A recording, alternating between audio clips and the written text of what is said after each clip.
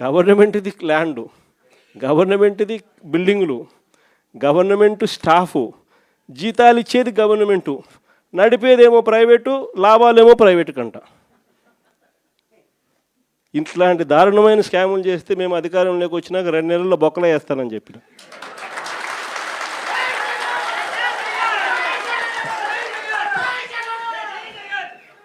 మనం ఎప్పుడైతే ఆ మాట చెప్పినామో అప్పుడు ఒక్కడు కూడా ఆ స్కాములు లేక మేము రాము, మాకు చంద్రబాబు నాయుడు ఈ కాలేజీలు వద్దు అని ఏకంగా చంద్రబాబు నాయుడుకి చెప్తా ఉన్న పరిస్థితులు మొట్టమొదటిసారిగా కనిపిస్తూ ఉన్నాయి. ఇంకా వ్యవసాయం గురించి నేను చెప్పాల్సిన పనిలా, ఏ పంటకు గిట్టుబాటు ధరలు రావడంలా, ఎక్కడ చూసినా దళారీ వ్యవస్థ, చివరికి ఎరువులు కూడా బ్లాక్లో కొనుక్కోవాల్సిన పరిస్థితులకి మొట్టమొదటిసారిగా రాష్ట్రంలో చూస్తూ ఉన్నాం. మన ప్రభుత్వ హయాంలో ఉన్న ఆర్బీకేలు ఈ పొద్దు తెరమరుగైనాయి. మన ప్రభుత్వం హయాంలో ఉన్న ఈ క్రాప్ వ్యవస్థ ఈరోజు నీరు గారిపోయింది. మన ప్రభుత్వ హయాంలో ఉచిత పంటల బీమా ఈరోజు కనపడకుండా పోయింది.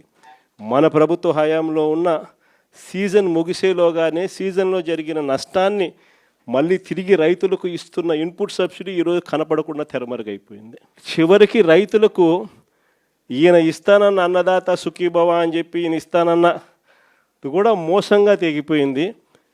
సంవత్సరానికి 20,000, 2 ఏళ్ళకి కలిపి 40,000, ఇచ్చింది 10,000, 30,000 ఎగనామం. రైతుల పరిస్థితి ఈరోజు ఎందుకురా నాయనా చంద్రబాబుని తెచ్చుకున్నాము అనే పరిస్థితిలో ఈరోజు రైతులు బాధపడతా ఉన్నారు. మీరే చూడండి, వ్యవసాయం, చదువులు, విద్య, వైద్యం, ఈ 3 ఏ ప్రభుత్వమైనా కూడా తమ బాధ్యతగా నడిపే వ్యవస్థలు.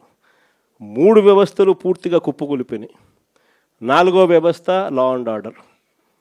ఈరోజు రెడ్ బుక్ రాజ్యాంగంతో 4వ వ్యవస్థ పూర్తిగా దిగజారిపోయిన పరిస్థితుల్లోకి ఈరోజు కనిపిస్తూ ఉంది.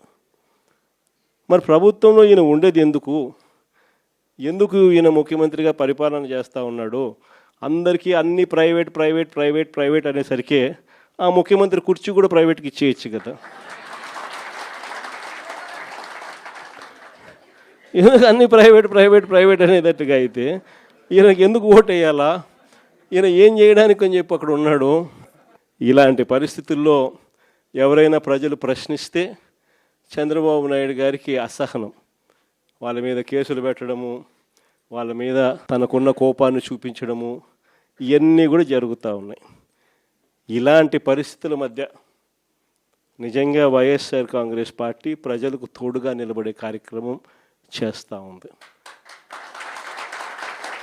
ప్రజలకు ఏ కష్టం వచ్చినా, అక్క చెల్లెమ్మలకు ఏ కష్టం వచ్చినా, రైతన్నలకు ఏ కష్టం వచ్చినా, పిల్లలకి ఏ కష్టం వచ్చినా కూడా వాళ్ళందరి తరపున జెండా పట్టుకొని పోరాటం చేస్తూ ఉన్న పార్టీ ఒక్క వైఎస్ఆర్ కాంగ్రెస్ పార్టీ మాత్రమే.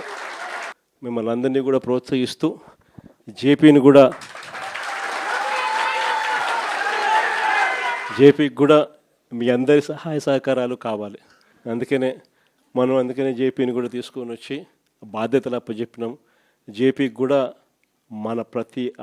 మనలోని ప్రతి కార్యకర్త కూడా జేపీని కూడా మన సొంత కుటుంబ సభ్యునిగా భావిస్తూ మనం అందరం కూడా తోడ్పాటు ఇస్తేనే తాను కూడా గట్టిగా నిలదొక్కుంటున్నాం.